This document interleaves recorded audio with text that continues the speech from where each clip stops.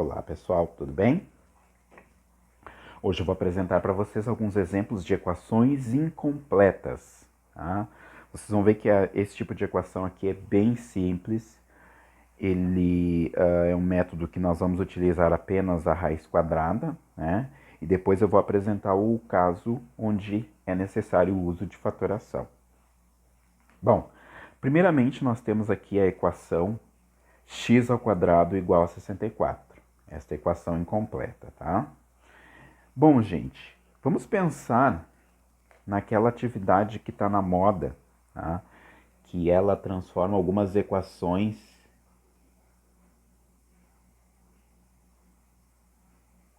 em joguinhos de quebra-cabeça, tá? Tem muitas figurinhas aí no Facebook, onde geralmente aparece uma imagem elevada ao quadrado sendo multiplicada por um número, tá? E fica mais fácil de entender. Vamos pensar o seguinte: esta equação aqui, ó, x ao quadrado igual a 64, ela está fazendo uma pergunta para vocês. Ela está perguntando quem é o número, ou quais os números, que podem ser colocados aqui, de maneira com que esta igualdade seja verdadeira. Aí vamos dos nossos conhecimentos de tabuada. Eu sei que 8 vezes 8 é igual a 64, né? Lembram? Então, eu sei que 8 elevado ao quadrado, né, que é a mesma coisa que 8 vezes 8, é igual a 64. Então, acabei de descobrir uma raiz, ó. Acabei de descobrir um valor que eu posso, né, colocar no lugar de x para que essa sequência se torne verdadeira. Aí agora vamos pensar em números negativos. Se eu colocasse o menos 8 dentro daquele quadradinho ali, será que a minha sentença estaria correta? Sim, né, pessoal? Menos 8 vezes menos 8 resulta em mais 64. Lembrem, qualquer número elevado ao quadrado resulta em um número inteiro positivo, tá? Então, tanto o 8 como o menos 8 são soluções da minha equação. Mas como é que eu vou resolver utilizando a raiz quadrada?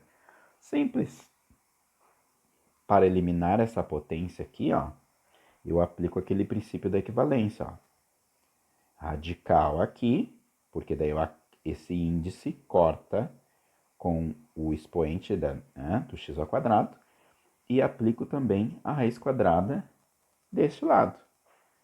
Raiz quadrada de x ao quadrado, ó, cancelou expoente com índice, sobrou apenas o x. Aqui, neste caso, como eu mostrei para vocês lá no exemplo, ó, nós temos duas hipóteses. Nós vamos então colocar o quê? Mais ou menos raiz quadrada de 64. Tá? Quando se trata de a resolução de uma equação, nós temos que considerar tanto a raiz positiva, o valor positivo, como o valor negativo. Tá? Por quê? Isso vai me fornecer as duas soluções, gente. Ó. Raiz, né? Que são as raízes da equação, mais e menos 8. Ah, então, professor, toda vez que eu for resolver uma equação do segundo grau, eu tenho que colocar esse mais ou menos ali? Sim, né? Nós, então, temos a solução dessa nossa equação como menos 8 e como mais 8. Tá? Nós vimos aqui, ó, tá vendo que aqui, ó, a gente descobriu que eu tenho uma raiz positiva e uma raiz negativa. Então, por isso, esse mais ou menos. O mais representa a raiz positiva, que é o 8, que é a mesma coisa que mais 8, e o menos representa a raiz negativa, né? O número que eu posso colocar ali no lugar de x, tá? E lembrem-se, as equações do segundo grau, elas têm duas raízes, tá? Vamos fazer a mesma coisa aqui. X ao quadrado igual a 100. Né? Quem são os valores que eu posso colocar aqui? Ó? Ah, por que mudou a pergunta? Né? Porque agora nós já sabemos que eu tenho um valor positivo que eu posso colocar e também tenho um valor negativo. Né? Quem é o número que elevado ao quadrado resulta em 100? 10, né, gente? Quem sabe a tabuada vai saber que é o 10. 10 vezes 10 é igual a 100. E menos 10, ó, vou colocar entre parênteses aqui, também. Menos 10 vezes menos 10 é igual a 100. Na resolução da equação, ó, o que a gente faz aqui? Raiz aqui, uma raiz aqui. Este aqui cancela o expoente, né, o índice, e sobra somente o x. X igual a mais ou menos raiz quadrada de 100. X é igual a mais ou menos 10. Tá? Esclarecido o porquê do mais ou menos, porque eu tenho uma solução que é o menos 10, que eu posso colocar no lugarzinho de x, para que a sentença seja verdadeira, e a outra é o mais 10, tá? Que também pode ser representado somente pelo 10. Beleza?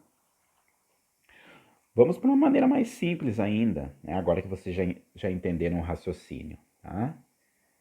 Vamos aqui, ó. O que eu posso fazer? Eu posso simplesmente, né, escrever assim, ó, x é igual a mais ou menos a raiz quadrada de 4. Percebam que eu pulei aquela etapa lá onde eu tiro a raiz quadrada daqui e a raiz quadrada daqui. E eu aplico a operação inversa. A operação inversa de uma potência elevada ao quadrado, né, é a raiz quadrada. Desculpe. A operação inversa de uma base elevada ao quadrado é a raiz quadrada, tá? Desse número, que é o resultado. Então, vamos ter aqui raiz quadrada de 4 é 2, né, gente? Mais ou menos 2. Então, tenho ali a solução negativa, que é o menos 2, menos está aqui, e o mais 2, que é a solução positiva, cujo sinalzinho não precisa aparecer, mas eu sei que é mais, beleza? Ó, vamos fazer a mesma coisa com essa aqui, ó. Não, vamos pular aquela etapa lá de cima. Quem quiser pode continuar fazendo assim, tá? Isso aqui eu fiz para justificar o porquê. Mas, quando a gente faz isso aqui, ó, deixa o x sem expoente e equivalente a mais ou menos raiz de 16, tá? Vocês já entenderam que é porque eu calculo a raiz, né? E calculo a raiz desse lado, né? E esta raiz que vai ficar aqui no primeiro membro, ela vai eliminar o expoente e vai sobrar somente o x.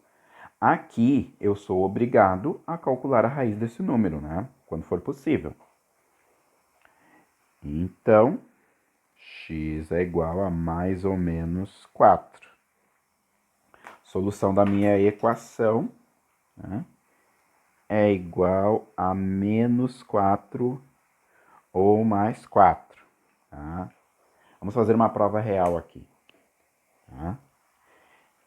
Significa que eu posso colocar o 4 elevado ao quadrado ali no lugar de x, ó, que vai me dar 16. Primeira solução aqui, ok. Se eu colocar o menos 4, ó, no lugarzinho do x aqui, ó, o que vai acontecer? Eu também vou ter o 16. Logo, então, temos as duas raízes, ó, tá certinha. Tudo certinho. Agora, observem aqui, x é igual a mais ou menos raiz quadrada de menos 25. Pessoal, lembrem do que foi dito na aula anterior. Não existe nenhum número que, no conjunto dos números reais, que elevado ao quadrado resulte em um número negativo. Então, esta equação não tem solução no conjunto dos reais, tá?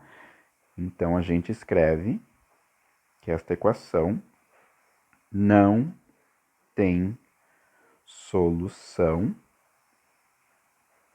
em R, que é a letra que representa os números reais, certo? Então, esse aí foi mais um vídeo. Até mais, pessoal!